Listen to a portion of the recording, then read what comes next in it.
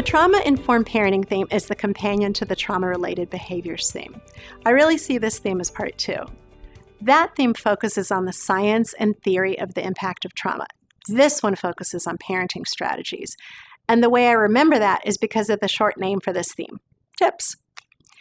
This theme is a game changer for anyone who's not parented a child who's experienced trauma and loss because it results in an entirely different way of parenting. This is a 2-hour theme. Now let's talk about the nuts and bolts of this theme. It begins with a 20-minute podcast with Dr. Bruce Perry. The content is an introduction and summary for all that's going to come in this theme. Section 2 will set up the 3 R's, regulate, relate, and reason, with a discussion on safety and support. I really like these slides because they're concrete pointers that describe creating felt safety, not just physical safety. The info builds on the foundational themes where we came to understand children's thoughts and feelings, and then it's a really nice lead-in for the creating a stable, nurturing, safe home environment theme later in the series, which will get into concrete daily parenting. The section that we're in now uses a powerful example of a child who experienced sexual trauma, where she kicks off her blankets at night to have a discussion of how children who have experienced trauma need the support and the safety of containment by their parent, and that they shouldn't be punished in situations like this. Then we're going to unpack the 3 R's, and we're going to show this graphic and use that same example of the bed covers to make the 3 R's concept as user-friendly and come alive as much as possible. The 3 R sequence of regulate, relate, and reason is incredibly important for participants to know and at the heart of trauma-informed parenting. Children need regulation in their brain and their body before they can receive the comfort of a parent relating to them and ultimately be able to reason to change their behavior. In many ways, it's like a formula. The first half of the class will end with an activity, and there's 2 options for the activity. The first option is to show a scene from Instant Family where the mom is brushing the teenager's hair when she has a trauma trigger because her birth mom used to brush her hair. And if you don't want or you can't play the Instant Family clip, you can instead use the field trip to the zoo activity. In this activity, a scene will be read aloud of a child who has a confusing reaction about a field trip because he had experienced a trauma at the zoo before. So the class will pick apart why the child may have had that reaction and that it will not be helpful to punish the child. Instead, the class can walk through how to use the 3 R's in this situation. Section 3 focuses on co-regulation. Now, there was a discussion of co-regulation in the trauma-related behaviors theme, but it's so critical that parents become aware of how they can escalate or de-escalate a child's behaviors that we want to reinforce it again in this theme.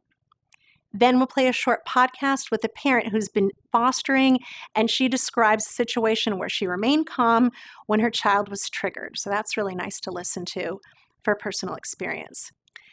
The reflection relevance activity comes a little earlier than usual in this theme to ask participants to think about how they might feel and react to a child having a meltdown like the one in the podcast. The conversation stays on the parents the rest of the theme and describes the reality that adults can be triggered too. We'll play 2 short video clips of the same scenario where the parent handles it quite differently based on the parent's own reaction. And then the theme will end with the importance of redefining and celebrating what a child's success looks like and how powerful it is for the family to still experience joy together no matter what's going on. All right, let's talk about key takeaways from this theme. Children's behavior will reflect their fear until they experience felt safety. This is going to take time and focus from parents. They need to experience this in their environment every single day.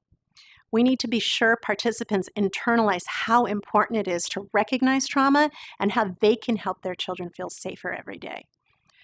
Children will have to learn regulation in their brain and body first before they can receive the comfort of their parent relating to them and ultimately then to learn how to reason. The power of the 3 R's are at the heart of trauma-informed parenting and cannot be overemphasized in this theme. Parents will need to keep themselves calm to be able to help their children calm. Challenges you might experience in this theme. There's another one of those podcasts, and not all people are able to keep their focus by listening. So it can be helpful to give participants little tasks to do while listening, like taking notes or filling in a worksheet. The 3 R's will not come naturally to most participants, and those who do know it may think they don't need to practice it, none of which are true. Use the case study activity to help this really come to life. Return back to the 3 R's as much as necessary for the participants to really digest this.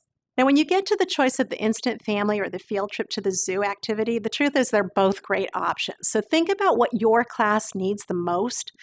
The clip speaks volumes if you're able to play it, but if you really wanted to do both, just make sure you add time to the class because some classes really do need activities. Keeping the trauma themes distinct yet linked to the other foundational themes is really important. Everything that was discussed in the attachment, separation, grief, and loss, and child development themes all still holds true and is really critical for understanding children with these life experiences. Understanding trauma and parenting does not trump the importance of the other themes. Use them all together and refer to each of the complex needs that children with these life experiences have. The trauma themes are pivotal in a parent and professional's understanding of children's behavior. This information provides some of the most efficient pathways for changes in parenting for children who have experienced trauma and loss. Use the content with the care and attention it deserves, and you will see wonders play out later with how children are being parented.